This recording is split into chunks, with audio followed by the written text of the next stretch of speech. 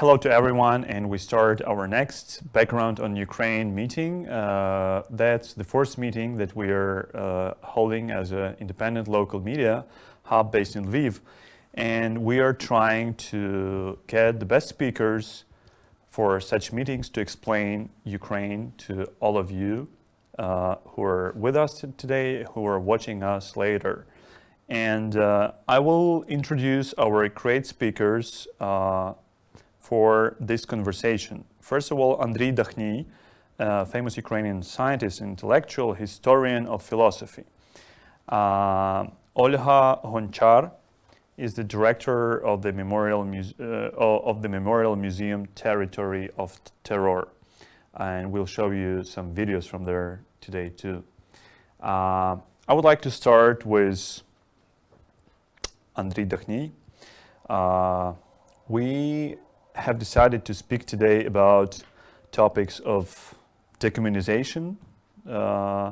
We heard before this horrible Russian aggression and invasion from Russian President Putin about different propaganda stories on what was decommunization.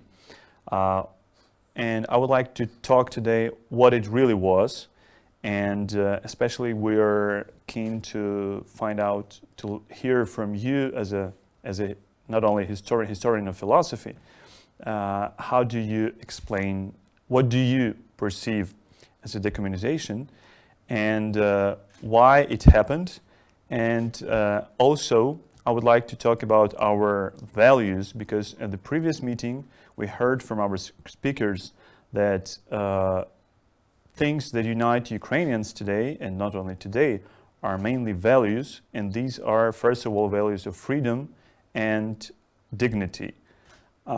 Why are they important? What are their senses, and have they changed in this time of this war?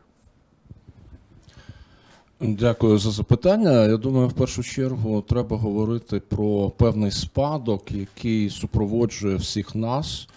Він достатньо значний, і ситуація 2022 року, звичайно, вона стала результатом тих процесів, які мали місце, ну, принаймні, починаючи від 1991 року, відтоді, коли Україна стала незалежною. Я думаю, оцей перехід, він був, на перший погляд, абсолютно безболісним, плавним і легким.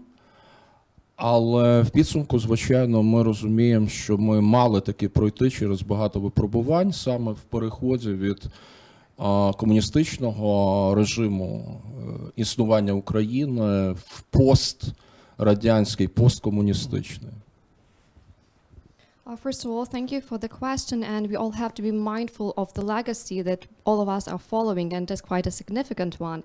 And if to go back to the situation that we are, if to talk about the situation that we are faced with right now, of course, it is the result of those processes that was started back in 1991 when Ukraine just gained its independence. And it was this transition that we had to undergo. And on the one hand, it seemed to be very smooth, very easy, and very painless. But on the other hand, we all had to undergo very many challenges. And that was this movement from the communist regime to post-Soviet times. Я думаю, в цьому сенсі варто згадати такий випадок нашого першого президента Незалежної України Леоніда Кравчука, який відповідав за ідеологію в комуністичні часи, який був комуністом, але який зумів зробити, власне, ось цей ціннісний перехід дуже радикальний. І очевидно, що ось ці комуністи, які були все-таки пройняті ідеєю національної незалежності, вони відіграли справді дуже суттєву роль, але разом з тим оцей посткомуністичний спадок, він залишався, очевидно, ментально, і потребувалося досить багато часу для того, аби якось подолати цей спадок. І багато що змінилося вже, очевидно, в часи першого Майдану, і потім ті процеси набули більш радикальних форм і результатів після другого Майдану. You can also provide an example of the first president, Leonid Kravchuk, because we know that he was a supporter of a certain communist ideology back in those times, but what he did was pretty radical back then, and very many communists who were committed to the idea of national independence, they also played a very significant role in all those processes. And it was still part of the mindset, this post-Soviet legacy. And we know that it actually took some time for us to overcome all of these issues. And the first Maidan was a very important process, and it was a very radical change, and it became even more so during the second one. Я думаю, прикметним є 2016 рік. Наскільки я пам'ятаю, саме в цьому році відбулося дуже багато подій, які, власне, свідчили про ось цю декомунізацію, так званий ленінопад, тобто перейменування остаточне вулиць, міст, населених пунктів, відповідно до того, аби позбутися слідів комуністичного минулого. Все це відбувалося якраз найбільш інтенсивно в 2016 році, але це був безпосередній результат другого Майдану. І ось тут, власне, ми вже перейдемо до питання цінностей. The year of 2016 was the very important one when you talk about this issue of decommunization. We had very many processes when we had many cities and settlements being renamed. Also, there was so-called Leninopad, when very many monuments were decommunized, and everything was done in order to deal with those traces of the communist past. And the second Maidan was even more important in this respect. And here we can slowly come closer to the issue of values. Я думаю, тут важливо пам'ятати, що від 1991 року Україна йшла своїм шляхом, який в чомусь міг дуже перетинатися зі шляхом інших пострадянських колишніх республік, які стали незалежними державами. Але разом з тим багато в чому він відхилявся від цього шляху, і особливо це намітилося на початку 2000-х років. І зрозуміло, що основним таким прикладом в даному сенсі була Росія, яка, починаючи з 2000 року, очевидно, постійно йшла в бік авторитарності, в бік повернення до ідеалів імперської минувшини. І, власне, ось тут ми спостерігаємо цю конфліктність, яку я хотів би ціннісно зачепити. And since 1991, Ukraine has been on its own path, and there were very many similarities if to compare Ukraine to other post-Soviet republics who also gained their own independence. But then it started to digress, actually, and we could clearly see it in 2000 if you compare Ukraine and Russia of 2000, because Russia took a different approach in terms of its development, and it leaned towards autocracy and imperial past. And here we can also talk about conflictology and about values. І в цьому відношенні я хотів би просто нагадати про існування праці, яка була написана ще в кінці 90-х років знаменитим американським політологом, інтелектуалом Семюелом Хантінгтоном. Назва цієї праці в оригіналі «Clash of Civilizations», зіткнення цивілізації, чи так, дехто перекладає «боротьба цивілізації». І, власне, Хантінгтон в цій роботі говорить про Україну і Росію як приналежні все-таки, які тяжіють до різних векторів розвитку. Він каже про так звану російську православну цивілізацію і західну цивілізацію. Він, власне, стверджує в цій книзі, що Україна якби перебуває на порубіжжі, на межі між однією і іншою цивілізаціями. Він прогнозує, що це не виключає в майбутньому серйозне зіштовхування цих двох країн.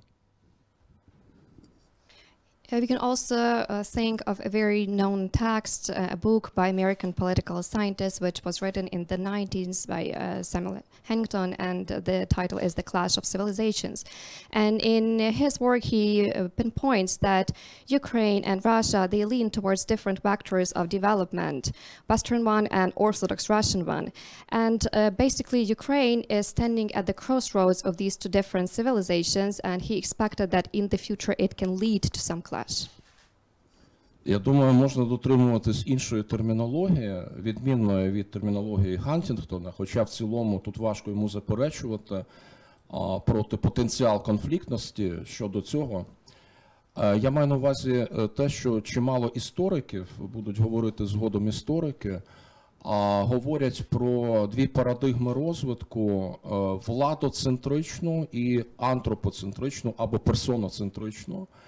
Очевидно, Росія тяжіє до владоцентричної парадигми, коли влада, коли держава є піднятою на абсолютну висоту щодо індивіда, коли абсолютно позбавляється індивід якихось прав і свобод, знову ж таки гідності, коли гідною є лише держава і її, зокрема, мілітарна, військова міць ставиться на передній план.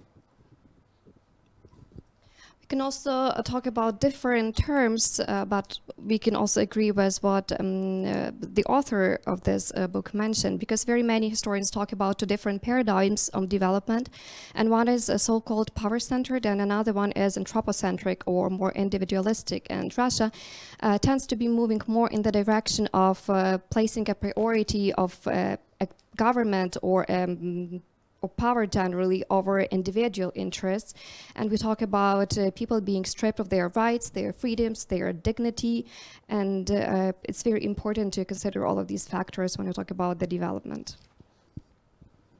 Тобто тут навіть, можливо, варто говорити не про владу, а про насильство, і зрозуміло, що це, якщо говорити з історичного боку, історики можуть тут коригувати чи доповнювати, можливо, це ординська традиція. Відповідно, Україна історично перебувала все-таки в орбіті європейських цінностей.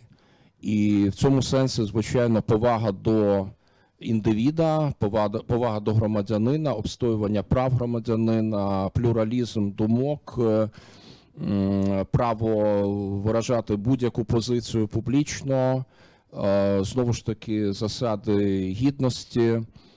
Все це вкрай важливо, там не тільки ми кажемо про козаччину, ми кажемо і про, очевидно, Київську Русь, ми кажемо про більш віддалені епохи, коли, власне, ось ці цінності були, ну, висувались як щось визначальне, і я думаю, що ця тяглість, ця континуальність, вона все-таки продовжувалася, навіть незважаючи на ті випробування і ті шляхи, ті часи бездержавності, які мали місце в різні століття української історії. We can also talk about the importance of power and violence, how important it was, because we know that historically Ukraine was more inclined to follow European values, and amongst them, so we can mention the respect to the rights and freedoms of citizens and individuals, the plurality of thought, dignity, freedom of speech. We can talk about Cossack era, and even before that, Kiev Rus. So these were some fundamental values, and we can see that there was some continuity of these values even in those periods of time when there were some issues related to the lack of power in Ukraine. І в цьому сенсі я, напевно, вже буду завершувати. Мова йде про те, що ця ординська традиція, яка, незважаючи на певні спроби демократизувати Росію, там, скажімо, на початку ХХ століття чи в 90-ті роки ХХ століття, все це закінчувалося фіаско, і разом з тим я б сказав, що комуністична ось ця доба, комуністична фаза розвитку, вона мало в чому відрізнялася від цієї моделі розвитку, про яку ми говорили, в сенсі владоцентричності. І тому Україна щоразу опинялася в ситуації цього помежів'я, порубіжжя, і ставала форпостом, про що в наші дні дуже часто говорять, саме європейської цивілізації. Тобто ментально ми кажемо про, ви говорили на початку про вашого спікера попереднього, тобто нас об'єднують передусім цінності українців, і ми про деякі з них сказали. Так от, в цьому відношенні, звичайно, Україна дуже радикально відрізнялася впродовж свого тривалого розвитку від Росії, але, власне, події вже 21 століття, вони все більше наближали нас до цього остаточного розриву і до найбільш радикального зіткнення, власне, цих цивілізацій, якщо говорити термінологією Хантінгтона. And there was this so-called order, and each time there was an attempt to change something, it resulted in a fiasco when we talk about Russia. And even during this communist epoch or phase, as it was called, there was this model of development which was still very power-centered in its nature. And Ukraine was always standing at the crossroads, on the borderline, actually, of these two different models, but at the same time it was also at the front line when we talk about European civilization and the values which can be attributed to it. So there were some attempts made in the beginning of the 21st century to change all of that, and they were quite radical. So can we say then that decommunization was a process to forget these values that are not ours, to forget these bad values and to continue telling our own? Ну, я не думаю, що ми можемо говорити про остаточне забування цього досвіду і цих цінностей. Я думаю, що це те, що німці позначають дуже таким специфічним поняттям Vergangenheitsbewältigung, тобто подолання минулого, вичавлення із себе того рабського досвіду, який все одно певним чином він загрожував і так чи інакше був теж адаптований на якомусь рівні в нашій культурі, яка справді на загал тяжіє до цих європейських демократичних особистісних цінностей. Тобто я не схильний говорити про остаточне забуття, як говорять нейрофізіологи, наша пам'ять пам'ятає буквально все, містить те, що відбувалося в минулому, воно остаточно не може бути стертим. I don't think that we can talk about this absolute overcoming or forgetting of the past, because we really have to focus on the fact that it's very important for us to remember that we had this experience and we actually had those values, so it cannot be completely erased. We just need to do away with the part of it which was related to slavery, for example, which is still present actually. And we all know that Ukraine leads towards European values, democratic, individualistic values, and even neurophysiologists, they claim that it is impossible to forget anything. It still stays on some level with us. Німецький філософ Фрідріх Ніцше казав про 3 перетворення духу. Він казав про стадію верблюда, коли людина нагромаджує певний багаж культури, а потім стадія лева, коли людина пориває з певним багажем, коли вона хоче утвердити свої автономні цінності. І третя стадія – стадія дитини абсолютно нового початку. Тобто, якщо екстраполювати це на українську ситуацію, я думаю, такий абсолютно цілковито новий початок навряд чи є можливий, але принаймні, пам'ятаючи ці попередні етапи, ми, безумовно, маємо рухатися, пам'ятаючи про всі жертви, про всі нещастя, про кривавий досвід.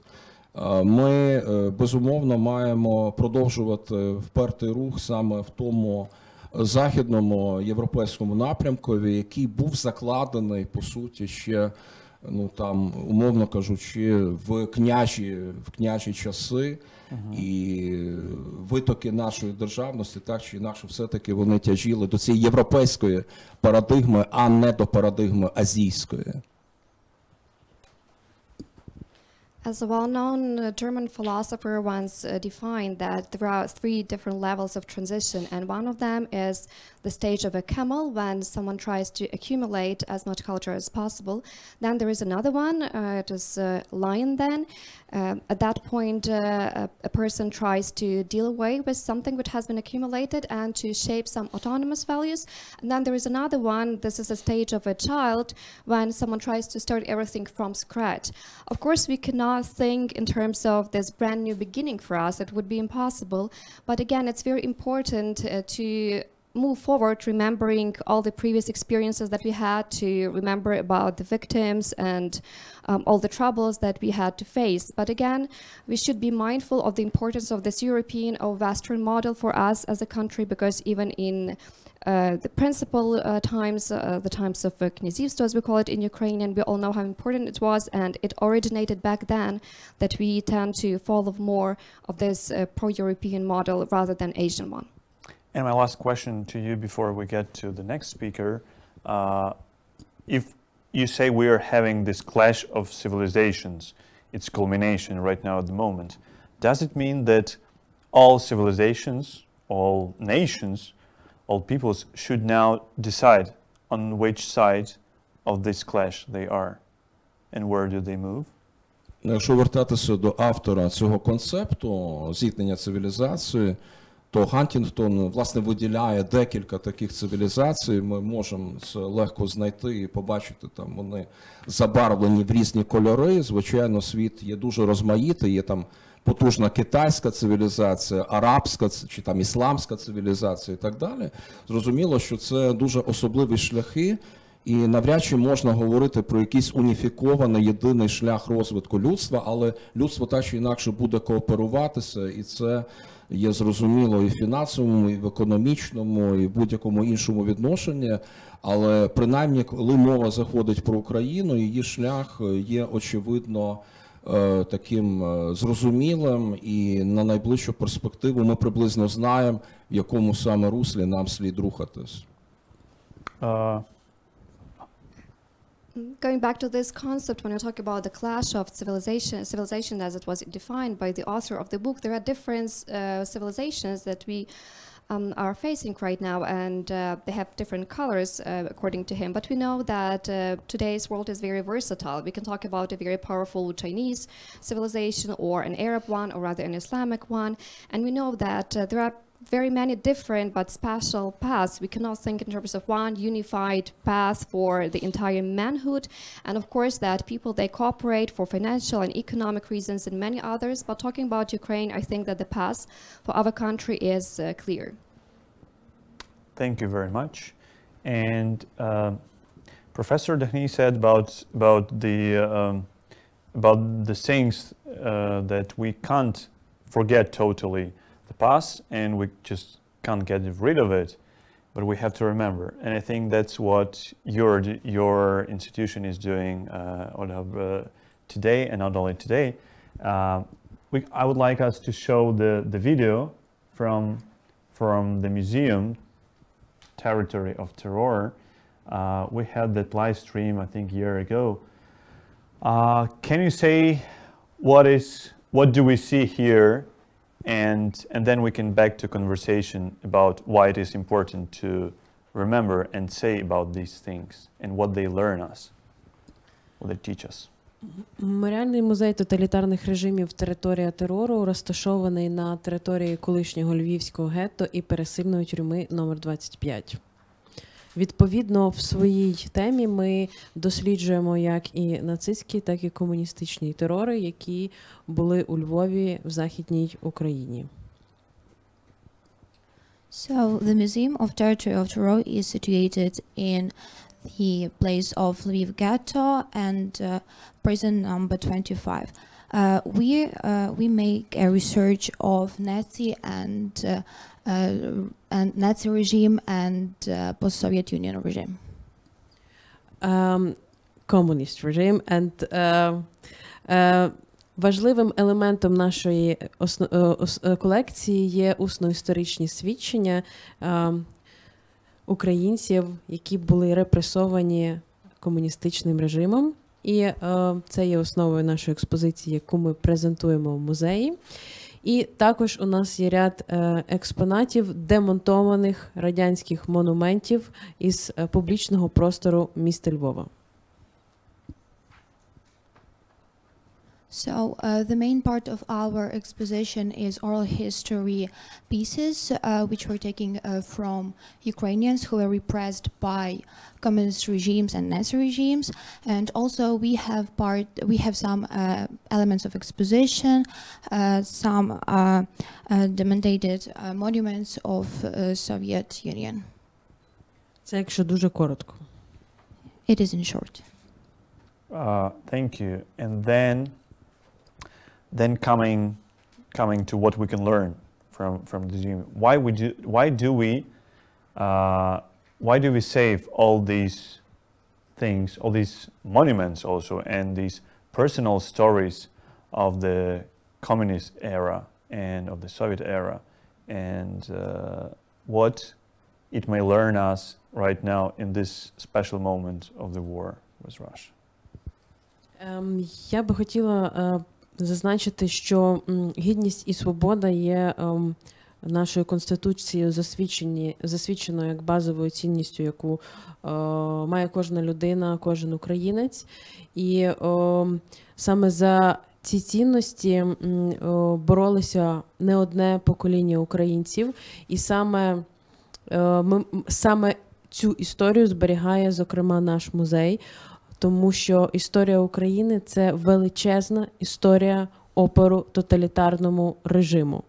І це потрібно пам'ятати, передавати з покоління в покоління. І коли ми говоримо про тоталітарний режим, звичайно, це безліч історії терору над людиною. Зокрема, цей терор ми зараз бачимо кожен день в новинній стрічці Фейсбуку, але водночас це історії про те, як людина вміє опиратися і залишатися людиною в найстрашніші, найчорніші часи.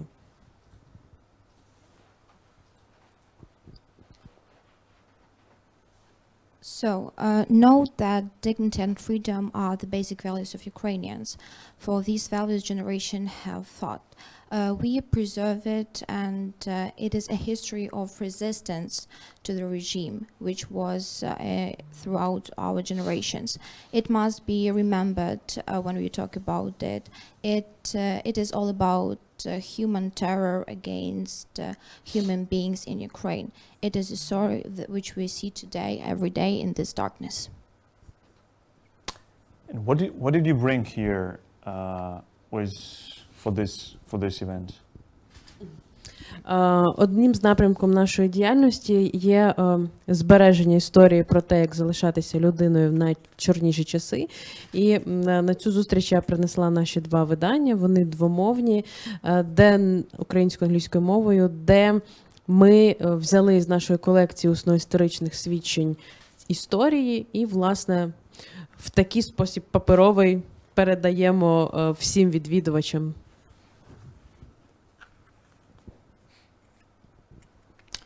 So, one of our directions is preservation of the history of how to be human. It is oral history. This is our publications from our oral history stories, and there are two languages, Ukrainian and English, so we give those books to people so they can read out the stories and understand everything. What lessons can we learn from these personal stories? What they can teach us today, and what they are warning us? Can they warn us of something that is happening, that may happen? Найперше це те, що історія повторилася. І повторилася вона, зокрема, тому, що комуністичний режим не був засуджений на міжнародному рівні, так як був засуджений нацистський режим. So, first of all, we must remember that history returns and repeats. We must remember that communist regime wasn't wasn't condemned as the Nazi regime on the world level.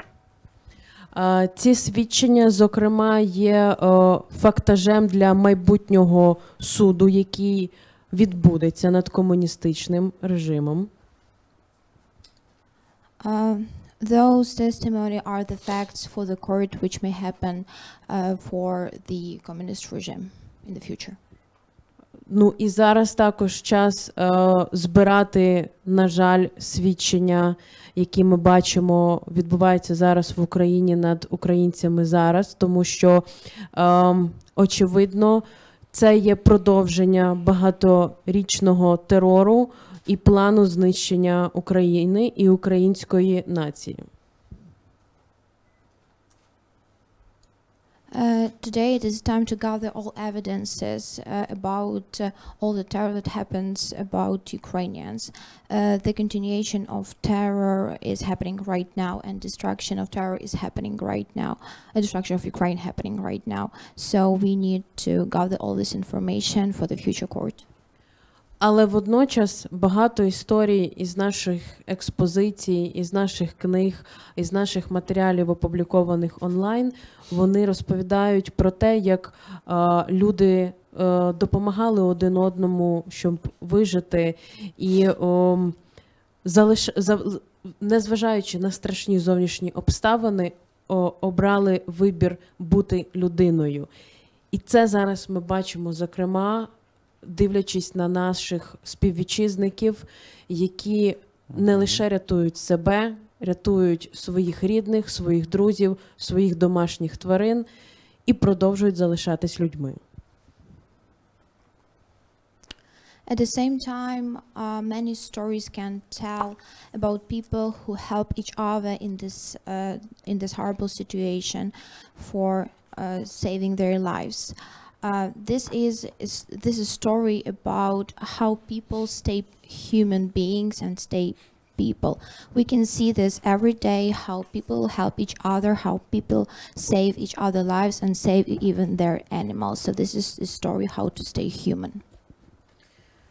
І також я би хотіла додати, що в вступі до цієї книги є моя сімейна історія. Це чоловік рідної сестри моєї бабусі.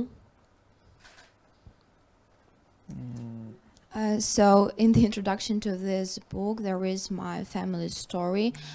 This man on the photo is the husband of my grandmother's sister. Він народився на Русанівці, я сама із Броварів. He was born in Rosanivka. I am from Brovary. Це далеко від Львова. It is quite far from Lviv. Але навчаючись в Чернівецькому університеті, but being a student of Chernivetsk University, він був репресований. He was repressed.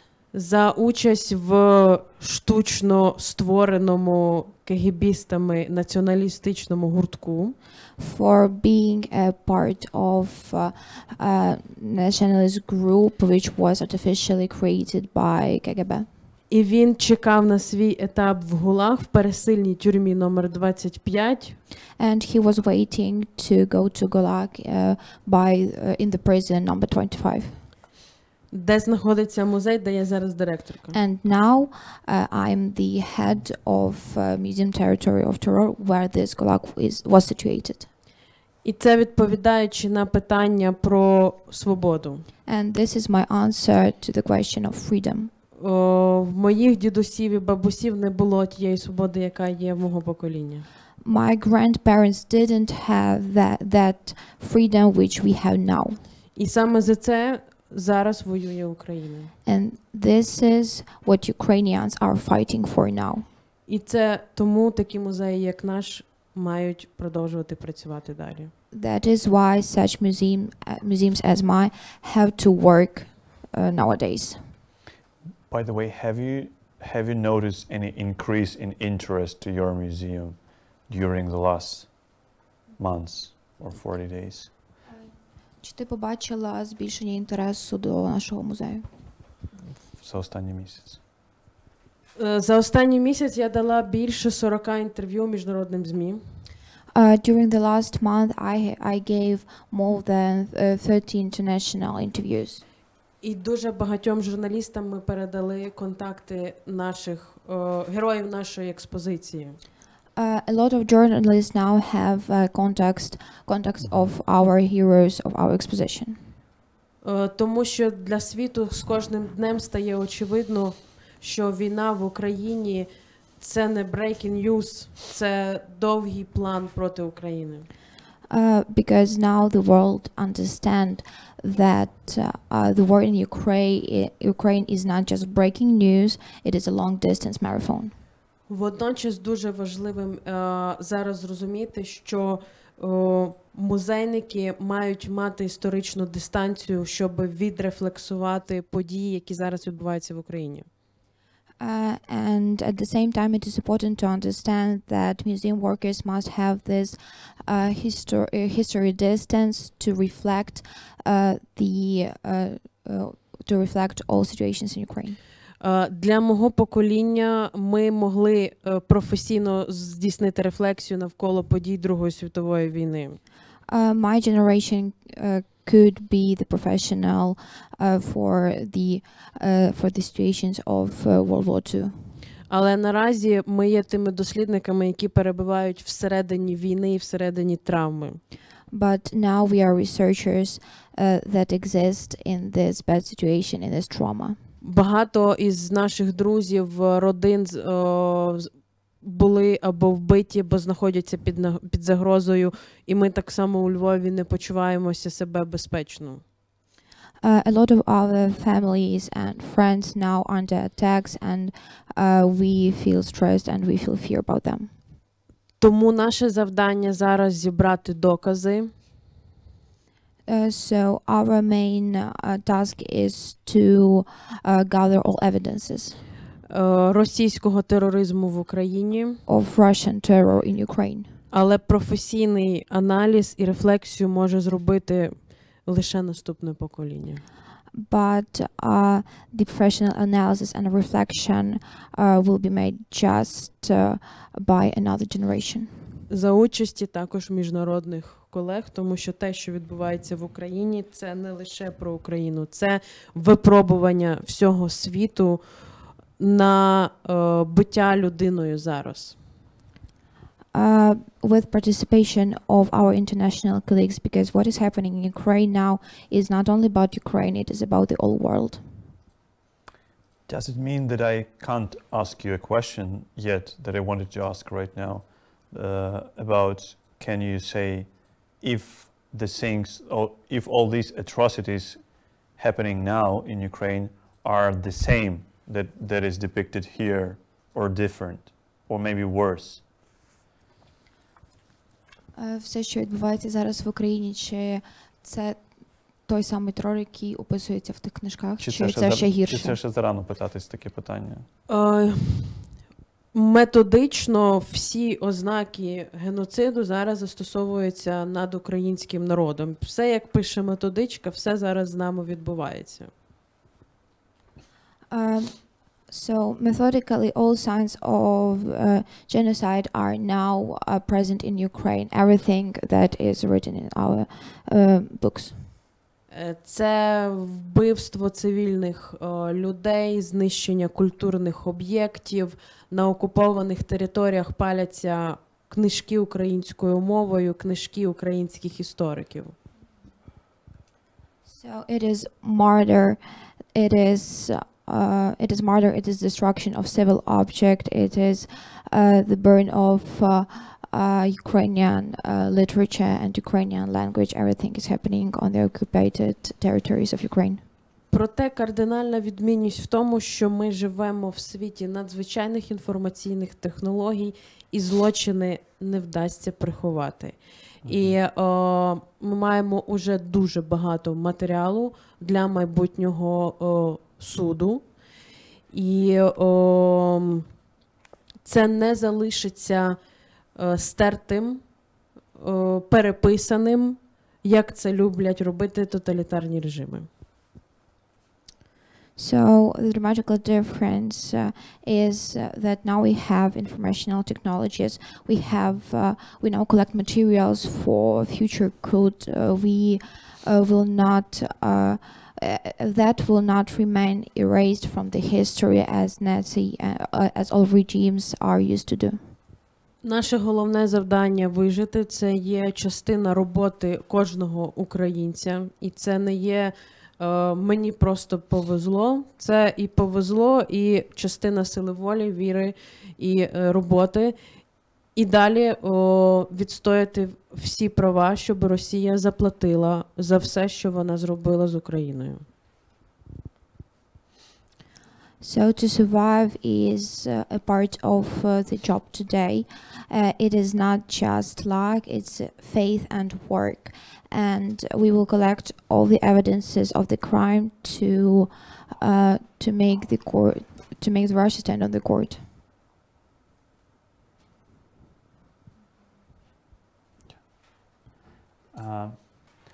Thank you for this explanation. I just wanted to make emphasis on one thing that we see on the screen. We see all these monuments of the communist era, and that are held in your museum, that are preserved in your museum, and I think that shows a very strong difference between the values of Ukraine and Russia, if we can call it values, where we don't destroy the monuments of the era that was trying to destroy Ukraine as a nation, but we are keeping it and not destroying. Maybe Professor Дахній has anything to add, or we can get to questions.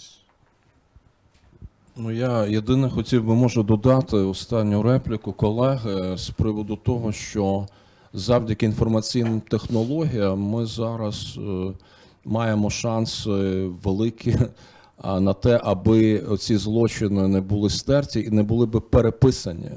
Але на превеликий жаль, як ми бачимо, сучасні російські медіа, маніпулятивні, роблять все для того, аби, наприклад, злочини Бучі подати в абсолютно викривленому вигляді.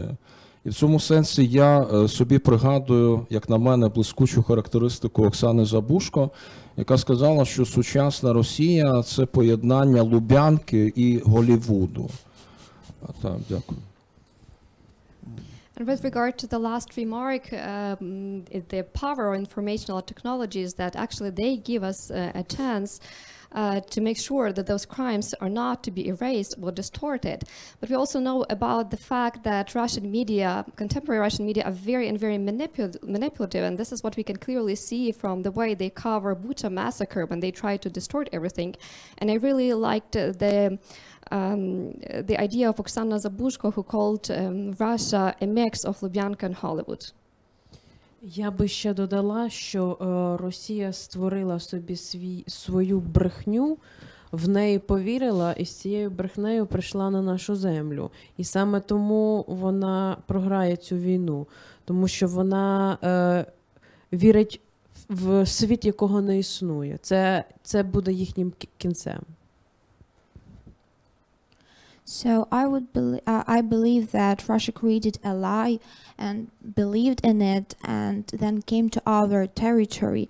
And I know that they will lose because they are living in their imaginary world of the lie. Exactly.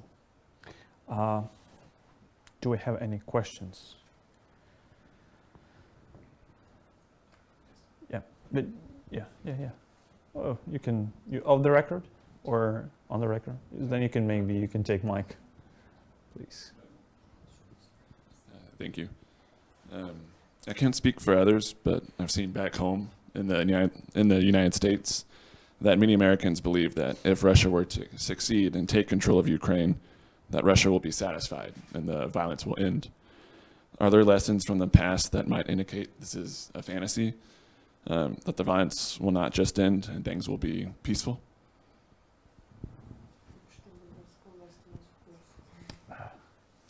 Зараз такою поширеною є думка в Сполучених Штатах про те, що якщо в Росії дійсно вдасться втілити все своє заплановане, захопити територію, то на цьому вона і зупиниться і припиняться ці насильства. Ось така думка існує. Проте ми розуміємо, багато хто знає, що це все лише є така фантастика. От чи можливо є дійсно докази того, що таке можливо? Базуючись на історії, про яку ми говорили. Перспективи. Війна, яка відбувається в Україні, показує, що Росія втратила людське обличчя і втратила взагалі всі людські цінності. Все, що кожен день відбувається в Україні, знищення цивільних, гвалтування жінок, гвалтування дітей, знищення тварин, випалювання землі, показує, що вони більше не люди. Така держава, поки існує така держава і російський терор, який вони здійснюють, жодна країна в світі не може почувати себе в безпеці. І тут варто згадати також, що не лише Україна постраждала від російського терору, а й всі колишні радянські республіки. Тому я не вірю, що ми будемо останніми. So this war shows that Russia has lost their face and their human values. Everything that is going on in Ukraine, all those crimes, all those murders, all those rapes, it just shows that they are not human anymore. After this terror, the world cannot be safe, and the world should understand everything that is going on here now. And we must understand that Ukraine is a part of the world. That is why this terror must be stopped. And you said that you don't believe that we will be the last. But I would just add here that we won't be the last unless we win. So if we win, we will be the last, and the world will be safe. Наразі я впевнена в перемозі України і в тому, що у нас є майбутнє, тому що Україна показала, що вона не втратила людське обличчя в часи найчорніші часи, які зараз відбуваються. І як ми потрібно зараз посилити Україну зброєю, і посилити позиції політичні і культурні України на міжнародному рівні. Очевидно, що це є історична місія українців бути щитом від російської агресії. І наразі ми всі в процесі нашої спільної боротьби. I'm sure of victory in the Ukraine. I am sure that we will have future because we have not lost our human face in these terrible times of darkness. We need weapons, and we need to be sure that we are on the international same level as other countries. Now we are the shield from Russian aggression and Russian terror. But in the future, I believe that everything will be okay in Ukraine. Great. I think if we don't have any more questions, we can finish with that, because I think it's a very good ending. And let's hope for quick victory and strong victory. Слава Україні! Героям слава!